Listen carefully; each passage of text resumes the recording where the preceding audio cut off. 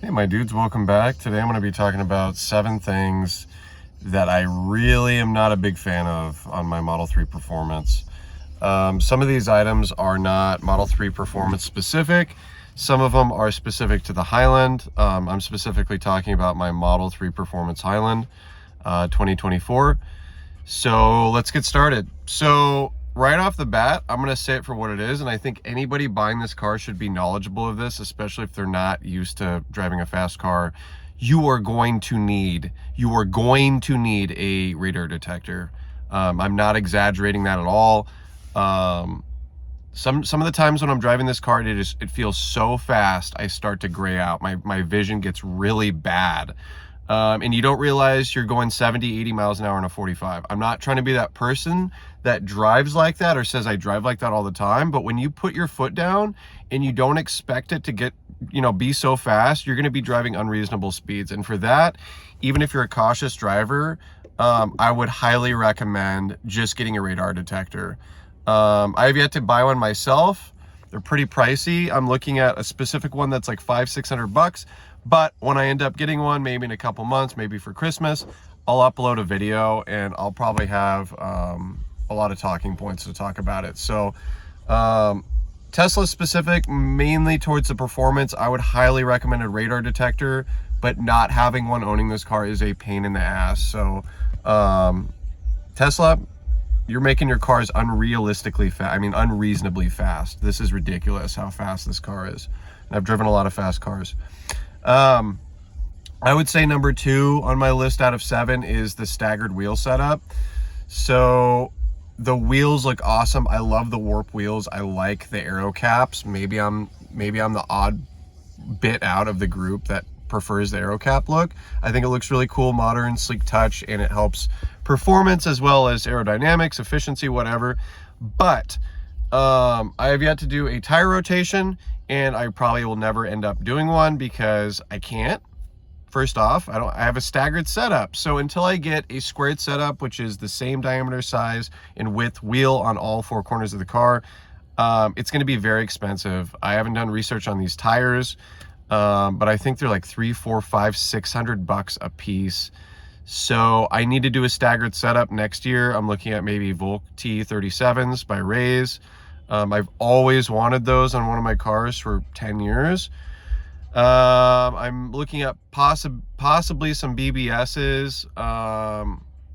To be honest, maybe some Anki RPF ones, just for like some beat up snow tires, some winter wheels. I don't know yet. I'm gonna figure that out. I've only had the car for a couple weeks, but highly would recommend a squared setup. It's a pain in the ass. I don't know why Tesla does it. I don't think it helps performance at all. I would rather have 19 inches instead of 20s on a performance car, just from the kinetic, force of the vehicle driving a larger diameter wheel. I know that they're forged. I know they don't weigh a lot, but I would prefer more meat on the sidewall for better comfort, better handling, better stability, better cornering, so on and so forth. So my number 2 is not having a squared setup, and I can't rotate the damn tires. It's insane, or wheels rather. Number 3, I would say, is the ride comfort, the suspension, and that has to do with, I think, the wheels and tires.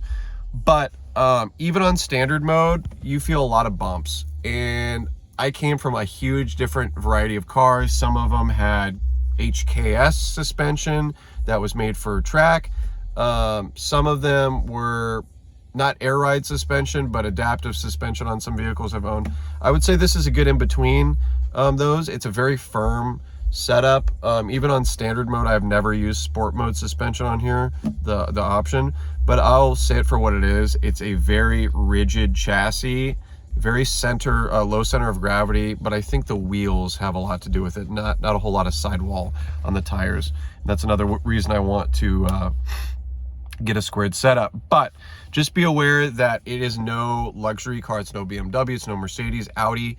Even my Mazda 3 of the past, I think 2022 or 2020, had a little bit more cushiony suspension. But it is a sports car after all. It is a vehicle that can slay a Hellcat, whatever, so I don't expect it to be a cushion on 4 wheels. But I think that has a lot to do with the tire setup. So number 3, again, it's the ride comfort. It's a little bit rigid. It's a little bit rough. You feel a little bit more of the bumps and the bumps out of the road, not the rattles, the bumps out of the road. But overall, it's a very impressive suspension. I just wish it was a little bit more soft, but that's okay. Number 3 is wheel gap. So this car has a huge wheel gap. I haven't measured it, but it's a couple inches at least. For a car of this nature, low center of gravity, very efficient. The mean front end look, the front fascia, everything goes well with this car besides the wheel gap. You think with 20s it would fill it out a little bit better, the wheel arches. So I need to get lowering springs at some point, and I plan on doing that in the next 6 months or maybe year. But I want to drop the car about an inch, inch and a half. The wheel gap is a pain in the butt. I don't think it looks good. That's my opinion. But you need to compensate for the fact that when you lower your car, you might have to get some camber adjustment, and the ride quality is going to change, as well as, you know, being more aware that due to the lower ride height, curbs and rashes are more, you know, it's more prone to happen. So I need to be vigilant on that if I plan on lowering the car with some lowering springs. But I would say number 3, or my number 4, is the wheel gap. It doesn't look that great, but to 99% of people, they're not going to be bothered by it, right? All right. The next one, which is 5, this is a personal thing. This is more Tesla specific rather than Model 3 performance specific, but it is a pain in my ass. I'm not an audiophile by any means, but I am talking about Spotify gapless crossfade, or the fading between songs where you can have it fade in and fade out. So to me, this just, it's not like an OCD level thing, but it really bothers me. You have that awkward pause between songs. I don't know why this robust, great user interface for Spotify doesn't include a granular setting like crossfade when I can do it on my phone if I were to Bluetooth it. I typically have my crossfade on my songs maybe even 10 seconds.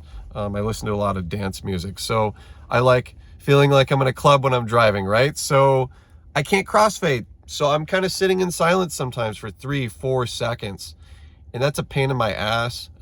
It makes it kind of awkward for me when I'm trying to listen to music in the car, for me. But Tesla specific, maybe it's the Spotify app. Maybe they'll add that via an update. I'm sure they can. So not really a performance thing, but all these things added up for me in the grand scheme of things, add for a experience, or, you know, the Model 3 performance experience. This stuff all adds up. So none of this stuff really detracts from my ownership. I wouldn't say any of these things really bother me to the point where I would rethink my purchase. It's just kind of quirks of the vehicle. But moving on to something a little bit more specific to the performance is, I came from a few vehicles. All of them were internal combustion engine besides my last one, which is a plug-in. But the sports cars I owned beforehand, some had launch control, some had standalone ECUs that had been tuned. But regardless, I wish this vehicle had some form of launch control, whether it be a battery prep where it preheats the battery for launch control if you want to do some performance-esque stuff, or launch control in terms of the extra cooling beforehand and after. I've never gone into track mode. I have no intentions of ever using track mode, drift mode, the front or back end bias of the motors. I never intend on using that unless I do a track event, which I'm going to be honest with you, I don't want to be spending $600 per tire with potentially crashing my car at a track. Not yet anyway.